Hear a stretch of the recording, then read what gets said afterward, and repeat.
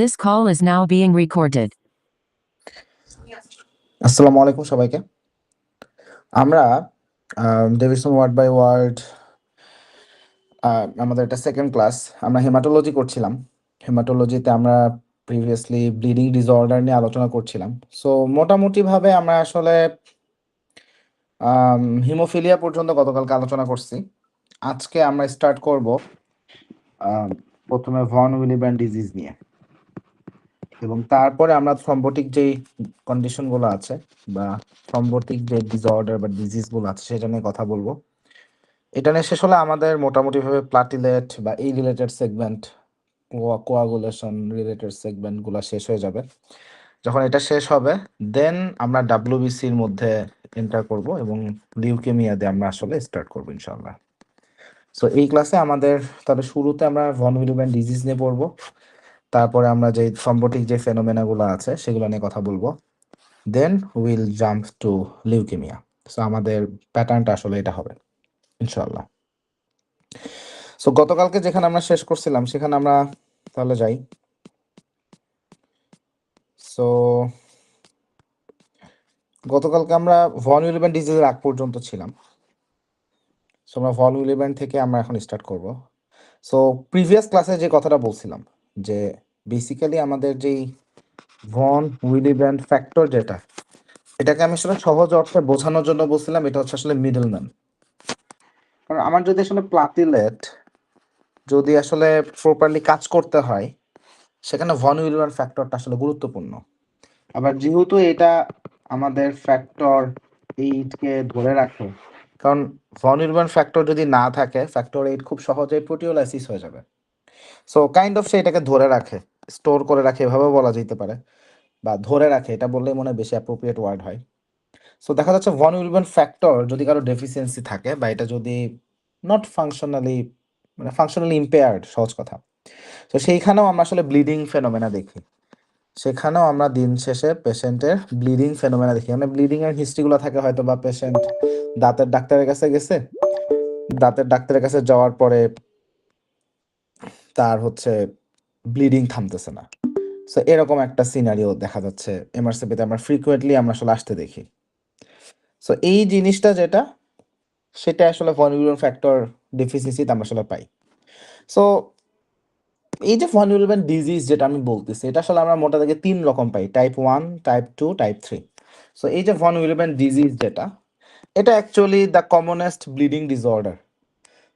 এটা যত রকম ব্লিডিং ডিসঅর্ডার আমাদের মধ্যে আছে সেটার মধ্যে সবচেয়ে কমন, কিন্তু ক্লটিং ফ্যাক্টর রিলেটেড যদি ডিসঅর্ডার দেখি সেখানে ডেফিনেটলি আমাদের হিমোফিলিয়া এটা common, but overall bleeding disorder বলে ভন উইলিব্যান্ড ডিজিজ যেটা সেটাই আসলে সবচেয়ে কমনেস্ট।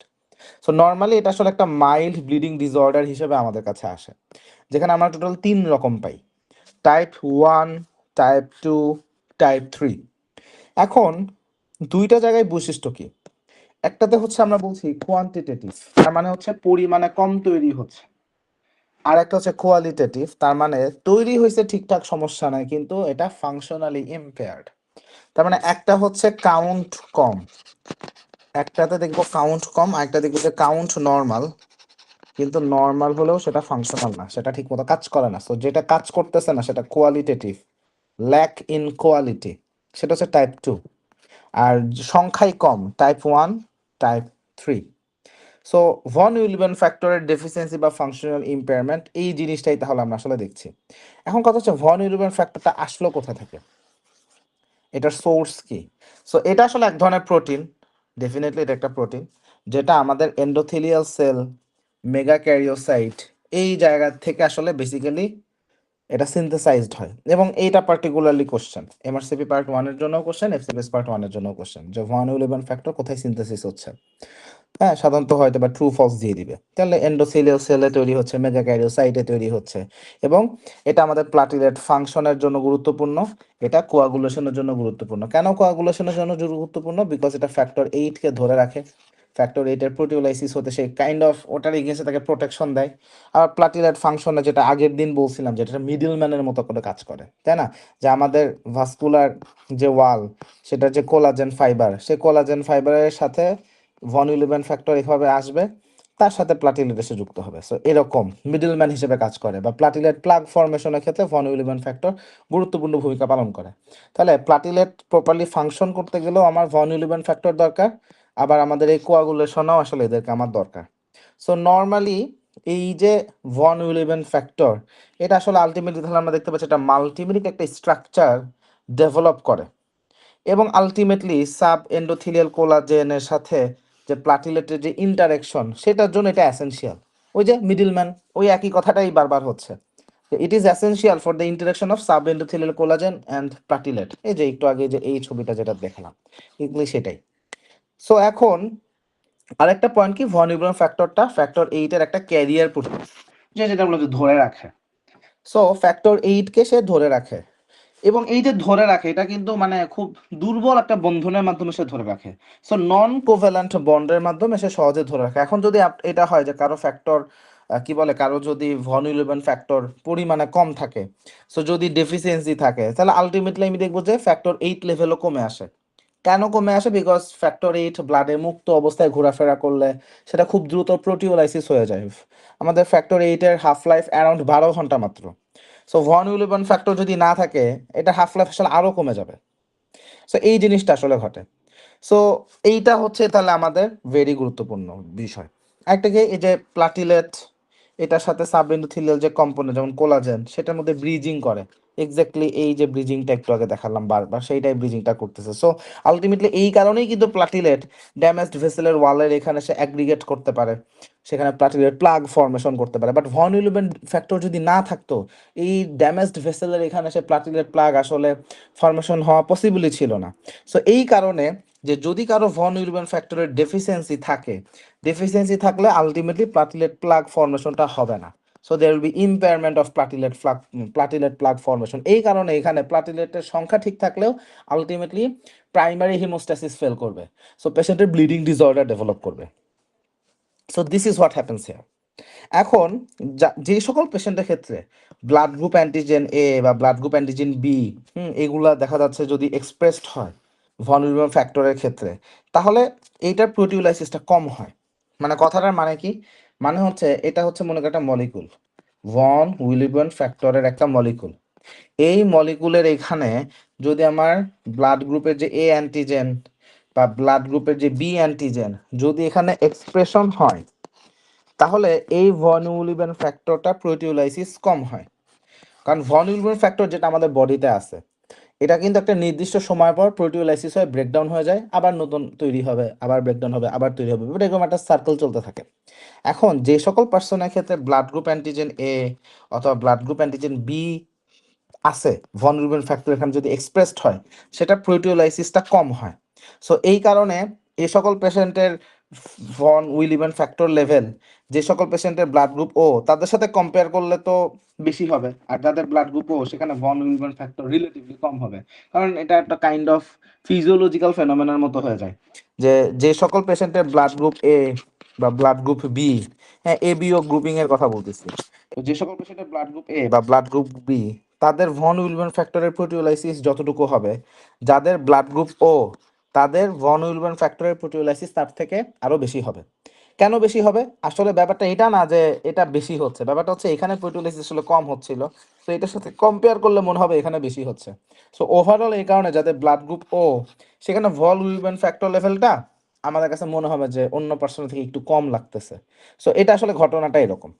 তাও ডু নট গেট কনফিউজ, আমি আবার বলি, মনে করি এটা হচ্ছে একটা ভন উইলিয়াম ফ্যাক্টরের একটা মলিকুল, ভন উইলিয়াম ফ্যাক্টর। এটার গায়ে যদি এ অ্যান্টিজেন বা বি অ্যান্টিজেন এক্সপোজড হয়, এক্সপ্রেসড হয়, তাহলে এটার প্রোটিওলাইসিস কম হবে, এটার প্রোটিওলাইসিস কম হবে। এখন প্রোটিওলাইসিস কম হওয়ার অর্থ সেটা সার্কুলেশনে কনসেন্ট্রেশন, আমরা একটা ভালো কনসেন্ট্রেশন পাবো। এখন যেই ভন উইলিয়াম ফ্যাক্টর সেখানে কোনো এ বা বি অ্যান্টিজেন এক্সপ্রেসড হচ্ছে না, কোথায় হচ্ছে না? যাদের ব্লাড গ্রুপ ও, সেখানে তো আর হবে না, তাই না? সো যাদের ব্লাড গ্রুপ ও, সো এইখানে প্রোটিওলাইসিসটা তো বেশ ভালো রকমই হবে। মানে এদের যে প্রোটিওলাইসিস কম হচ্ছিল সেটার সাথে কম্পেয়ার করলে তো এখানে প্রোটিওলাইসিস তার থেকে বেশি হবে। সো এই কারণে যাদের ব্লাড গ্রুপ ও, তাদের ওভারঅল ভন উইলিয়াম ফ্যাক্টর আমি একটু কম পাবো, আর যাদের ব্লাড গ্রুপ এ বা বি, তাদের ভন উইলিয়াম ফ্যাক্টর এদের সাথে কম্পেয়ার করলে আমার কাছে একটু বেশি মনে হবে। সো এই জিনিসটা আমরা এখানে পাই। তাহলে এখন ভন উইলিয়াম ফ্যাক্টরের বেসিক আলোচনা মোটামুটি এইগুলা। এখন কথা হচ্ছে ডিজিজ নিয়ে আমরা একটু কথা বলি। তাহলে আমাদের ভন উইলিয়াম ডিজিজ আমরা 3টা ধাপ বলছি, তাই না? Type 1, type 2, type 3। যেখানে টাইপ 1 অ্যান্ড 3 হচ্ছে আমাদের কোয়ান্টিটেটিভ, সংখ্যায় কম, আর টাইপ 2 হচ্ছে কোয়ালিটেটিভ। সো আমাদের সবচেয়ে কমন কোনটা? সবচেয়ে কমন হচ্ছে type 1। So the most patient আসলে টাইপ 1 ডিসঅর্ডার নিয়ে আমাদের কাছে আসে। সো সেখানে কোয়ান্টিটি আমি দেখবো যে কম, নর্মালি যতটা দরকার তার থেকে আসলে কম, নর্মাল ফাংশনাল হিসাবে তার থেকে আসলে কম থাকে। এখন এটা কেন হচ্ছে? এখন ইউজুয়াল এটা আসলে দুই কারণে হইতে পারে। একটা হইতে পারে যে সিনথেসিস কমে গেছে, ওই যে মেগা ক্যারিওসাইট থেকে প্রডিউস হচ্ছিল, এন্ডোথেলিয়াল সেল থেকে প্রডিউস হচ্ছিল ভন উইলিয়াম ফ্যাক্টর, কোনো কারণে প্রোডাকশন কমে গেছে। অথবা এটার ক্লিয়ারেন্স বেড়ে গেছে, ভন উইলিয়াম ফ্যাক্টরের যে ক্লিয়ারেন্স, ওই ক্লিয়ারেন্সটা বেড়ে গেছে, হয় প্রোডাকশন কমে গেছে বা ক্লিয়ারেন্স বেড়ে গেছে, দুইটার যে কোনো একটা। তাহলে এটা হচ্ছে টাইপ 1 যেটা কোয়ান্টিটেটিভ। দেন যেটা আসবে সেটা হচ্ছে টাইপ 2। টাইপ 2 হচ্ছে আমাদের কোয়ালিটেটিভ, তার মানে সংখ্যায় তারা ঠিক আছে কিন্তু ফাংশনালি ইম্পেয়ার্ড। তাহলে এই ভন উইলিয়াম ফ্যাক্টর যে মলিকুলগুলা, এটা functionally abnormal. So functionally abnormal হওয়ার কারণে দেখা যাচ্ছে যে আমার প্লাটিলেটের সাথে তার বাইন্ডিং ঠিক মতো হচ্ছে না, প্লাটিলেট প্লাক ঠিক মতো ফর্মেশন হচ্ছে না, ফ্যাক্টর 8কে ধরে রাখার কাজ ছিল, কোনোটাই ঠিক মতো হবে না। সো ফাংশনাল ইম্পেয়ারমেন্ট আমরা আসলে হইতে দেখবো। এখন অ্যাবনর্মালিটিটা আসলে কিসের উপর ভিত্তি করে হচ্ছে? এটা ডিপেন্ড করতেছে ভন উইলিয়াম ফ্যাক্টর যেই জিন থেকে প্রডিউস হচ্ছিল বা যে জিন সেটাকে এনকোড করতেছিল, সেখানে আসলে মিউটেশনটা কোন জায়গায় হয়েছে। সো এক্স্যাক্টলি ভন উইলিয়াম ফ্যাক্টর যে জিন, এই জিনের এক্স্যাক্টলি কোন জায়গায় মিউটেশন হয়েছে তার উপর ডিপেন্ড করতেছে অ্যাবনর্মালিটি আসলে কিরকম হবে। সো ওইটার উপর বেস করেই হয়তো বা বাইন্ডিং টু দ্য প্লাটিলেট সেখানে প্রবলেম, অথবা বাইন্ডিং টু দ্য কোলাজেন সেখানে প্রবলেম, বা ফ্যাক্টর 8 ধরে রাখা সেটার সাথে প্রবলেম। মানে কোথায় আসলে এক্স্যাক্টলি ফাংশনাল ইম্পেয়ারমেন্টটা হবে এটা ডিপেন্ড করতেছে based on the site of the mutation. ওই জিনের এক্স্যাক্টলি কোন জায়গাতে মিউটেশনটা হচ্ছে তার উপর ভিত্তি করেই ফাংশনাল ইম্পেয়ারমেন্ট আমি আসলে কোনটা পাবো সেটা আসলে ডিপেন্ড করতেছে। কারণ এখানে আসলে কয়েক ভাগ করে ফেলা হয়েছে, যেমন একটা হচ্ছে টাইপ 2 এর ডিজিজ, টাইপ 2B ডিজিজ, আবার 2N ডিজিজ, এরকম আমরা কিছু টাইপের কথা নিয়ে আসছি। যেমন এই যে এইখানে আমরা ভাগ করে ফেলছি যে ভন উইলিয়াম ডিজিজকে আমরা আসলে কত ভাগে ভাগ করছি। তাহলে দেখি টাইপ 1, টাইপ 2, টাইপ 3। তাহলে 1 অ্যান্ড 3 দুইটাই আমরা কি বলেছি? সংখ্যায় কম, তাই না? এটার মধ্যে পার্থক্য কি? টাইপ 1 হচ্ছে পার্শিয়াল কোয়ান্টিটেটিভ, মানে অল্প পরিমাণে পাবো কিন্তু যতটুকু দরকার তার থেকে অনেক কম। আর টাইপ 3 হচ্ছে সিভিয়ার কোয়ান্টিটেটিভ, তার মানে একদমই কম। তার মানে হচ্ছে একদমই কম। এখন কখন পার্শিয়াল কোয়ান্টিটেটিভ আর কখন সিভিয়ার কোয়ান্টিটেটিভ ডিফেক্ট হয়? যেটা অটোজোমাল ডমিনেন্ট প্যাটার্নে পেশেন্ট অ্যাচিভ করছে সেইখানে পার্শিয়াল কোয়ান্টিটেটিভ, কিন্তু যেটা অটোজোমাল রিসেসিভ কন্ডিশন অথবা কম্পাউন্ড হেটেরোজাইগোট কন্ডিশন সেইখানে আমরা দেখতেছি সিভিয়ার কোয়ান্টিটেটিভ ডিফেক্ট। আর একটা হচ্ছে টাইপ 2। টাইপ 2 কখন বলেছি? Functional impairment, qualitative problem. এখন এই জায়গাটাতে আমাদের কয়েক রকম আমরা পাচ্ছি। সেখানে আমরা একটা বলতেছি type 2A, type 2B, type 2M, type 2N। তাহলে এদের মধ্যে অবশ্য পার্থক্যের জায়গা আছে, তো আমরা এক এক করে আমরা আলোচনা আসবো, সমস্যা নাই।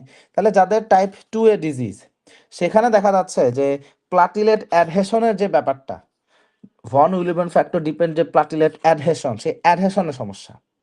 সো এখানে দেখা যাচ্ছে মিউটেশনটা কোথায় হবে?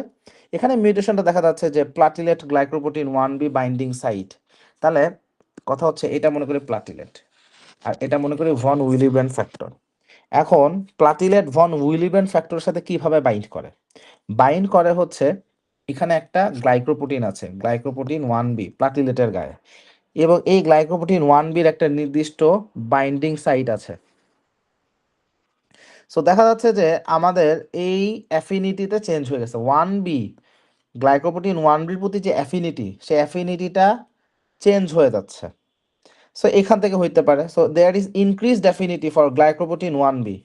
তাহলে এটা একটা, হ্যাঁ আচ্ছা, তাহলে এখানে platelet glycoprotein 1B binding site, এখানে আমাদের একটা মিউটেশন হয়ে গেল।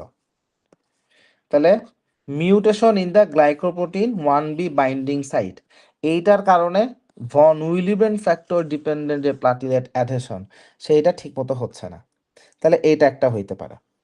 আর কি কি আমরা পাইতে পারি? আচ্ছা, কিছু কিছু পেশেন্টের জায়গায় আমরা দেখা যাচ্ছে যে platelet glycoprotein 1B binding site, আচ্ছা আমি এখানে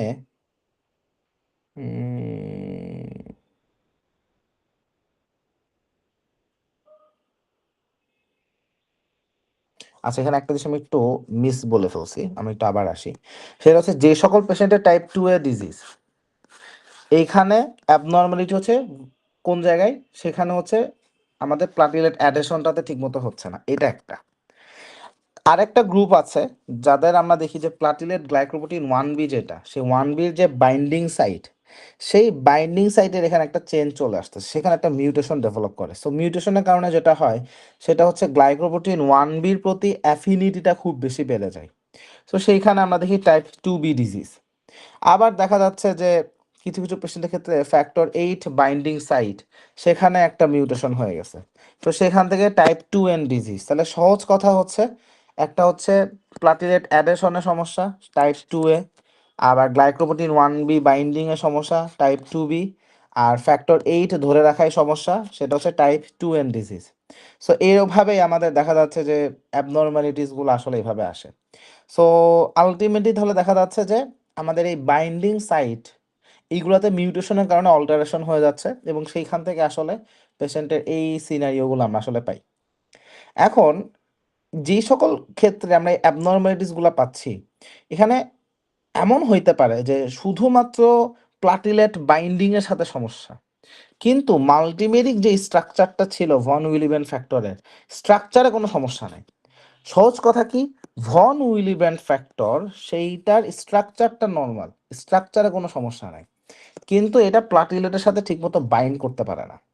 এরকম যদি হয় সেটাকে বলা হয় টাইপ 2M। তাহলে আমরা এই যে type 2A 2B 2M 2N, তাহলে কি হলো, প্লাটিলেটের কোনটার সাথে কোনটা, যে একটা হচ্ছে প্লাটিলেটের সাথে বাইন্ড করতে পারতেছে না কিন্তু স্ট্রাকচারাল কোনো সমস্যা নেই, এটা হচ্ছে টাইপ 2M। ফ্যাক্টর 8 ধরে রাখতে ওখানে সমস্যা হচ্ছে, ওটা ওটা বাইন্ডিং এর সমস্যা টাইপ 2N। আর টাইপ 2A কি, আমার যে প্লাটিলেটের সাথে আমরা যেই ভন উইলিবেন ফ্যাক্টর ডিপেন্ডেন্ট যেই আমরা প্লাটিলেট প্লাগ ফর্মেশন হতে দেখছিলাম, সেইখানে সমস্যা হচ্ছে টাইপ 2A। আর টাইপ 2B হচ্ছে গ্লাইকোপ্রোটিন 1B যেখানে বাইন্ড করতো, সেই রিসেপ্টর ওখানে অ্যাফিনিটিতে আমরা একটা অল্টারেশন হইতে দেখি। তাহলে এই রকম কয়েক রকম ভাগ আমরা আসলে হইতে দেখি। সো আলটিমেটলি পেশেন্টের প্যাথোলজিক্যাল জায়গা থেকে চেঞ্জেস আসলে এইটা। এখন এই সকল পেশেন্টের যদি ভন উইলিবেন ফ্যাক্টরের যদি আমাদের ডেফিসিয়েন্সি থাকে বা ফাংশনাল ইম্পেয়ারমেন্ট থাকে, সেখানে ল্যাবরেটরি চেঞ্জেস আসলে কি পাবো? ল্যাবরেটরি চেঞ্জেস গুলাই যে এখানে লেখা আছে, তাহলে এক এক করে আসি। তাহলে যেটা টাইপ 1, যেখানে প্লাটিলে কি বলে ভন উইলিবেন ফ্যাক্টর পার্শিয়ালি কম, তো সেখানে আমি দেখবো যে ভন উইলিবেন ফ্যাক্টর একটা প্যারালাল ভাবে ডিক্রিজ করছে, সেটা আমরা দেখব। আবার হচ্ছে আমরা দেখব যে এখানে রিস্টোসেক, এটাকে কি বলে, রিস্টোসেটিন কোফ্যাক্টর, রিকফ। সো এইখানে রিস্কোসেটিন কোফ্যাক্টর বা ফ্যাক্টর 8 এর সাথে আমাদের যে কোয়াগুলেশন ফ্যাক্টরের যে অ্যাক্টিভিটি ফাংশনাল অ্যাসে, এখানে আমরা ডেফিনেটলি আমরা চেঞ্জেস পাবো।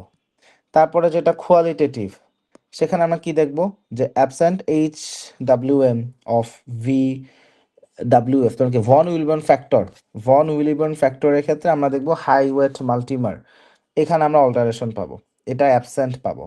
এবং এটার সাথে অ্যান্টিজেনের অ্যাক্টিভিটির রেশিওটা আসলে 0.7 থেকে কম আসবে। যেটা টাইপ 2B, সেখানেও আমরা দেখতেছি যে এটাকে কি বলে, হাই ওয়েট মাল্টিমার, যেটা high weight multimer of von উইলিয়ান ফ্যাক্টর, সেটা রিডিউসড হবে। তাহলে পার্থক্যটা কি, এখানে বলেছিলাম অ্যাবসেন্ট আর এখানে বলছি রিডিউসড, এবং এখানে আলটিমেটলি এনহ্যান্সড প্লাটিলেট অ্যাগ্লুটিনেশন, এটা আমরা পাবো।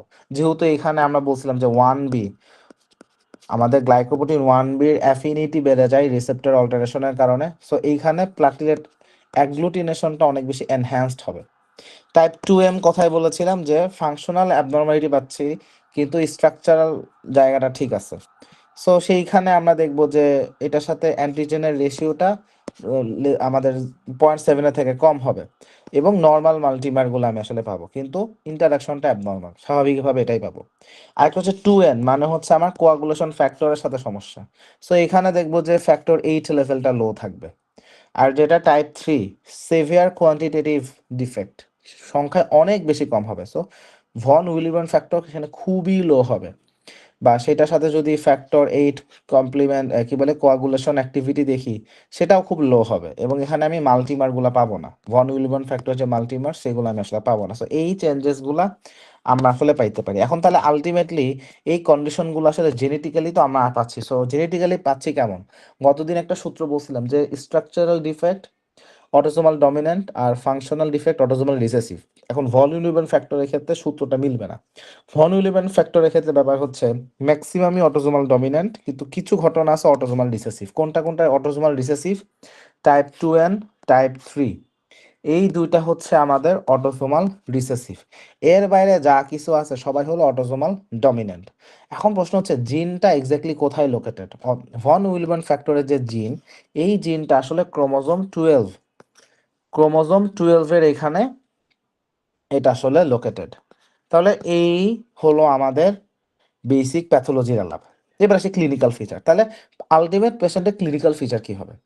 এখন কথা হচ্ছে সমস্যাটা হলো প্লাটিলেট কাজ করতে পারতেছে না, সমস্যাটা হলো ফ্যাক্টর 8 কাজ করতে পারতেছে না, বা ফ্যাক্টর 8 পরিমাণে কম আছে, তাই তো?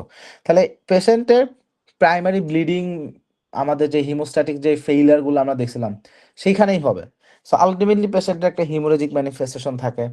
সো যাদের থ্রম্বোসাইটোপেনিয়া, সেইটার সাথে প্রায় সিমিলার ইভিডেন্স আমাদের হবে। কেন? কারণ হচ্ছে প্লাটিলেট তো আসলে কাজ করতে পারতেছে না। সো প্লাটিলেট কাজ করতে না পারলে, যেখানে প্লাটিলেট কম সেখানে যে ইফেক্ট পাবো, এখানেও সেম ইফেক্ট পাবো।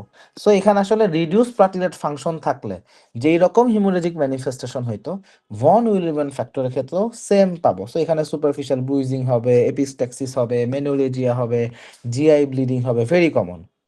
এখন কথা হচ্ছে আমি হিমোফিলিয়ার সাথে যদি কম্পেয়ার করি, হিমোফিলিয়ার মতো এত বেশি হবে না। হিমোফিলিয়ার সাথে যদি কম্পেয়ার করি, সেটার সাথে কম্পেয়ার করলে লেস ফ্রিকোয়েন্ট মনে হবে। কিন্তু যদি এমন হয় যে একটা ট্রমা হয়েছে বা একটা সার্জারি হয়েছে, সেখানে এক্সেসিভ হিমোরেজি আমরা আসলে পাবো। এখন ফ্যামিলিয়াল ভাবে পেশেন্টের ক্ষেত্রে ভ্যারিয়েবল পেনিট্রেন্স থাকবে। ফ্যামিলিয়াল ভাবে ভ্যারিয়েবল পেনিট্রেন্সের কথাটার মানে কি? দেখি যে এটা তো আসলে অটোসোমাল ডমিন্যান্ট বা অটোসোমাল রিসেসিভ কন্ডিশন, তার মানে অবশ্যই ফ্যামিলি হিস্ট্রি থাকবে। কিন্তু ভ্যারিয়েবল পেনিট্রেন্সের অর্থ হচ্ছে ফ্যামিলিতে একাধিক পার্সনের জেনেটিক অ্যাবনর্মালিটিস প্রেজেন্ট থাকবে, কিন্তু সবার ক্লিনিক্যাল প্রেজেন্টেশন সিমিলার হবে না। কারো ক্ষেত্রে সিভিয়ারিটি বেশি, কারো ক্ষেত্রে সিভিয়ারিটি কম, কারো ক্ষেত্রে হয়তো বা কিছু বোঝা যাচ্ছে না। সো এই জন্য ফ্যামিলি মেম্বারদের ক্ষেত্রে কিছু কিছু পেশেন্টের ক্ষেত্রে খুব সিভিয়ার ফ্রিকুয়েন্ট ব্লিডিং হিস্ট্রি থাকবে, কারো কারো ক্ষেত্রে পেশেন্ট হয়তো অ্যাসিম্পটোমেটিক থাকবে। কারণ বিকজ অফ দ্য ভ্যারিয়েবল পেনিট্রেন্স। যেখানে জেনেটিক ডিসঅর্ডার, সেখানে পেনিট্রেন্সের কথাটা আমরা আসলে বলি এই জিনিসটাকে বোঝানোর জন্য। কারণ হিস্ট্রি নেওয়ার সময় তো ফ্যামিলি হিস্ট্রি আমরা নিব, কিন্তু এখানে সব পেশেন্টের ফ্যামিলি হিস্ট্রি নাও থাকতে পারে। কারণ অনেক পেশেন্টের ক্ষেত্রে এমন হতে পারে যে রিলেটিভলি অ্যাসিম্পটোমেটিক, সে অ্যাফেক্টেড হয়ে বসে আছে, কিন্তু তার বাবা অ্যাসিম্পটোমেটিক, হইতেই পারে। এখন কথা হচ্ছে ইনভেস্টিগেশন আমরা আসলে কি করব?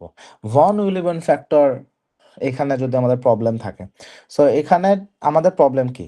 হয় এটার অ্যাক্টিভিটি কমে গেছে বা সংখ্যাই কমে গেছে, এবং ফ্যাক্টর 8ও আসলে ইম্পেয়ার্ড হচ্ছে, রাইট? সো আমরা এই জন্য চেক করতে গেলে ফ্যাক্টর 8 লেভেলটাকে চেক করব, ভন উইলবার্ন ফ্যাক্টর লেভেলটাকেও আমরা আসলে চেক করব। সো ডিজিজটাকে আমরা অ্যাড্রেস করার জন্য আমাদের টার্গেট হচ্ছে এই দুইটা জিনিসকে আসলে দেখা। সো এটাকে এখন আমরা ক্লাসিফাই করার জন্য আমাদের এখানে ফাংশনাল এবং অ্যান্টিজেনিক মেজারটা আসলে করতে হয়, মাল্টিভেরিক অ্যানালাইসিসটা করতে হয়। Specific test to determine the binding to platelet like glycoprotein 1b। মানে এখানে আসলে যা যা আমরা প্যাথোলজিটা বলছি, ওইটা ধরে ধরে আসলে আমাদেরকে চেক করতে হয়। সো আমরা আসলে আসলে কি দেখলাম তাহলে? ফ্যাক্টর 8 লেভেল দেখতেছি, সেটা প্লাটিলেট গ্লাইকোপ্রোটিন 1bর সাথে তার বাইন্ডিং স্পেসিফিকেশন কেমন সেটা দেখতেছি। সেখানে মাল্টিম্যারিক অ্যানালাইসিস দেখতেছি, ফাংশনাল সেটা মাল্টিম্যারটা কেমন আছে। Antigenic measure of von Willebrand factor আমি মেজার করে দেখতেছি, সেটা সংখ্যায় কেমন আছে, সেটার ফাংশনালিটিকে আমি চেক করতেছি। সো এই কাজগুলোই আমরা আসলে তাহলে করব যদি আমি এটাকে অ্যাড্রেস করতে চাই। তাহলে এবার আসি ম্যানেজমেন্ট, কিভাবে একটা ভন উইলিবার্ন ডিজিজকে ম্যানেজ করা হবে। সো অনেক পেশেন্টের ক্ষেত্রে এমন হইতে পারে যে মাইল্ড হিমোরেজ, তো সেইখানে জাস্ট নর্মাল একটু লোকাল মিনস মানে লোকাল কম্প্রেশন করলাম বা হয়তো বা ডেসমোপ্রেসিন দিলাম। গত ক্লাসে বলছিলাম যে ডেসমোপ্রেসিন কি জিনিস। ডেসমোপ্রেসিন হচ্ছে আমাদের এডিএইচ বা ভ্যাসোপ্রেসিন। এটার হলো রিকম্বিনেন্ট টেকনোলজি থেকে বানানো অ্যানালগ, সেটা হচ্ছে রিকম্বিনেন্ট অ্যানালগ। তাহলে এটা একটা ডেসমোপ্রেসিন। সো ডেসমোপ্রেসিনকে যদি ইউজ করি সেটাও আসলে ভন উইলিয়াম ফ্যাক্টর লেভেলকে বাড়াইতে পারে, সেটাও ফ্যাক্টর 8 লেভেলকে ঠিক করে দিবে। সো এটা আমরা ইউজ করতে পারি। এর বাইরে ব্লিডিং ঠেকানোর জন্য আমরা যে ট্র্যাকজিল দিই, tranexamic acid, it can be useful যদি মিউকোসাল ব্লিডিং হইতে থাকে। আর যদি পেশেন্টের এমন হয় যে একদম সিরিয়াস পারসিস্টেন্ট ব্লিডিং, একদম সিরিয়াস পারসিস্টেন্ট ব্লিডিং, সেখানে আমাদেরকে আসলে হিমোস্ট্যাসিস অ্যাচিভ করতে গেলে ফ্যাক্টর 8 কনসেন্ট্রেট দিতে হবে। মানে হিমোফিলিয়াতে যেমন ফ্যাক্টর 8 কনসেন্ট্রেট দিচ্ছিলাম, ভন উইলিভেন ফ্যাক্টরের সিভিয়ার কন্ডিশন হলে যদি পারসিস্টেন্টভাবে ব্লিডিং হয়, সেখানে আমরা ফ্যাক্টর 8 কনসেন্ট্রেট দিলে আমাদের সলিউশন হবে। কারণ হচ্ছে ফ্যাক্টর 8 কনসেন্ট্রেশনে আসলে ভন উইলিভেন ফ্যাক্টরও যথেষ্ট পরিমাণে আসলে থাকে। এই কারণে আমাদের আলাদা করা লাগে না, ফ্যাক্টর 8 কনসেন্ট্রেশন দিলে ওটার সাথে এটা চলে আসে। সো এখন কথা হচ্ছে যে কিভাবে পাবো। সো একদম একটা প্লাজমা ডিরাইভড রিকম্বিনেন্ট দুইভাবেই আসলে এখন পাওয়া যায়। যে একটা পার্সন তার থেকে প্লাজমা কালেক্ট করে সেখান থেকে ভন উইলিয়াম ফ্যাক্টর আলাদা করলাম, এটাও পসিবল। আবার রিকম্বিনেন্ট টেকনোলজিতে বের করলাম, সেটাও আসলে পসিবল। এখন recombinant technology is always better, কারণ আমাদের ব্লাড বর্ন যে প্রবলেমগুলো বা অটো অ্যান্টিবডি ফর্মেশনের যে প্রবলেমগুলো সেইগুলো হয় না। সো ডেফিনেটলি এখানে ট্রিটমেন্টের সেফটিটা বেটার। এখন যে সকল পেশেন্ট ইয়াং চিলড্রেন বা যে সকল পেশেন্টের সিভিয়ার আর্টেরিয়াল ডিজিজ আছে, তাদেরকে ডেসমোপ্রেসিন দিব না। কারণ তাদেরকে ডেসমোপ্রেসিন দিলে আমরা বলছিলাম যে পেশেন্টের ক্ষেত্রে তাদের সিমটমগুলো আরও অ্যাগ্রেভেট করতে পারে। অনেকের ক্ষেত্রে দেখা যাচ্ছে যে সিভিয়ার হাইপোনাট্রিমিয়া ডেভেলপ করে, পরবর্তীতে আবার ফিটস এগুলো হইতে পারে। সো হিমোফিলিয়াতে যে প্রবলেম ফেস করছি এখানেও সেম হিসাব। সো এটা এখানে মাথায় রাখতে হবে। আচ্ছা, এখন যাদের হচ্ছে আমাদের হিমোফিলিয়া সরি কি বলে ভন উইলিয়াম ফ্যাক্টর টাইপ 2B ডিজিজ, তাদের ক্ষেত্রে কি সমস্যা, থ্রম্বোসাইটোপেনিয়া ডেভেলপ করে। হ্যাঁ, it may be troublesome following desmopressin, যে ডেসমোপ্রেসিন দেওয়ার পরে তাদের থ্রম্বোসাইটোপেনিয়া ডেভেলপ করতে পারে। সো এটা একটু মাথায় রাখতে হবে যে যাদের টাইপ 2B ডিজিজ, সেখানে ডেসমোপ্রেসিন আসলে না দেওয়াই ভালো, বা দিলে থ্রম্বোসাইটোপেনিয়া হবে, সেগুলো হিসাব রেখে দিতে হবে। আর যে সকল পেশেন্টের টাইপ 3 ডিজিজ অর্থাৎ সিভিয়ার কোয়ান্টিটেটিভ ভন উইলিয়াম ডিজিজ, সেইখানে আসলে আমাদের সলিউশন একটাই, সেটা হচ্ছে ফ্যাক্টর 8 এবং ভন উইলিয়াম ফ্যাক্টর কনসেন্ট্রেট। এছাড়া কোনো সলিউশন নাই এখানে। ট্রাকজিল দিয়েও কিছু হবে না, ডেসপ্রোপেসিন দিয়েও কিছু হবে না। এখানে শুধুমাত্র ফ্যাক্টর 8 কনসেন্ট্রেট বা তার সাথে যে ভন উইলিয়াম ফ্যাক্টর মেশানো থাকে সেই কনসেন্ট্রেটটাই কেবল এখানে কাজ করবে। তাহলে এই হচ্ছে আমাদের ভন উইলিয়াম ডিজিজ নিয়ে কথা। প্রশ্ন হলো আপনারা এটা বুঝছেন কিনা, এখানে এতক্ষণ যা যা বলছি আপনাদের কাছে ব্যাপারটা ক্লিয়ার কিনা। কারো কোনো কনফিউশন থাকলে একটু আমাকে বলবেন। এখানে যে এই চারটা পড়াইতে গিয়ে আমাদের এখানে একটু বলতে গিয়ে আমাদের একটু কষ্ট হয়ে গেছে, বাট আদারওয়াইজ কার কোনো মানে কোনো কোশ্চেন বা কোনো কনফিউশন থাকলে আমাকে একটু বলবেন।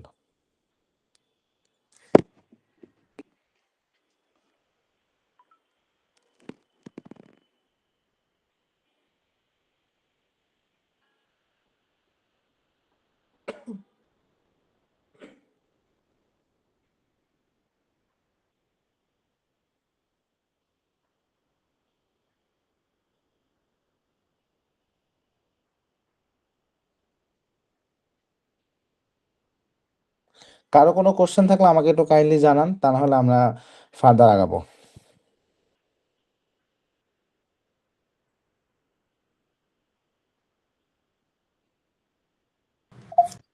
বুঝছি, কিন্তু একটু বেশি কি বলবো, একটু মেসি মনে হয়েছে আর কি অনেক কিছু। আমি কি সামারি করে দিব? সামারি করে দিলে মনে হয় ভালো হয়। আচ্ছা, সহজ কথা বলি।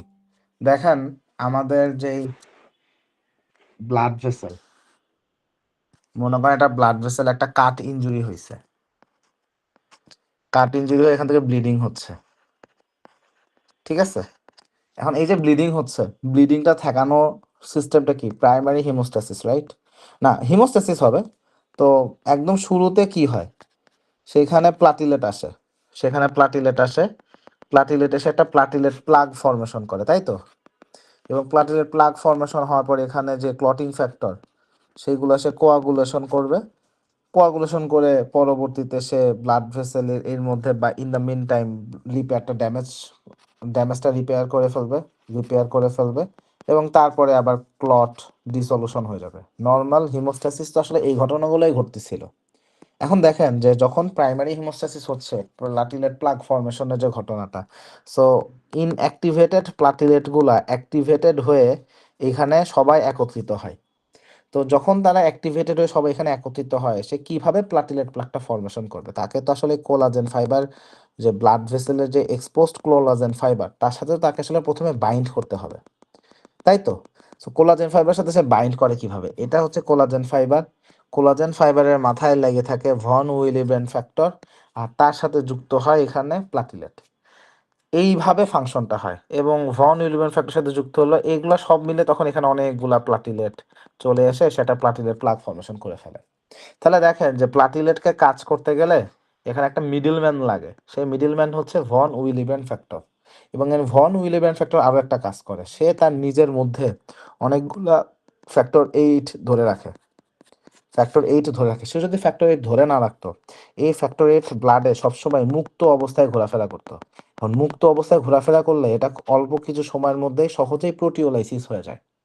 সো যাদের কি বলে ভন উইলিব্রেন্ড ফ্যাক্টরের ডেফিসিয়েন্সি আছে, তো সেইখানে এটা খুব সহজেই ব্লাডে মুক্ত অবস্থায় ঘোরাফেরা করে, প্রোটিওলাইসিস হয়ে যায়। তাহলে আমি ব্লাডে তো প্রয়োজনের থেকে আসলে কম পাবো, তখন তো কাজের থেকে কম থাকবে। তাহলে এইটা হলো বেসিক সমস্যা। এখন তাহলে চিন্তা করেন, যদি কারো ভন উইলিব্রেন্ড ফ্যাক্টর যদি না থাকে, তাহলে কি প্লাটিলেট ফাংশনালি কাজ করতে পারবে? থিঙ্ক অ্যাবাউট ইট, পারবে না। আবার দেখেন যে ফ্যাক্টর 8, এটাও আসলে ব্লাডে খুব দ্রুততম সময়ের মধ্যে খালি ব্রেকডাউন হতে থাকবে। আপনি তৈরি হচ্ছে ঠিকঠাক, কিন্তু কাজের সময় খুব বেশি পাবেন না। তাহলে এই প্রবলেমগুলো আপনি পাবেন।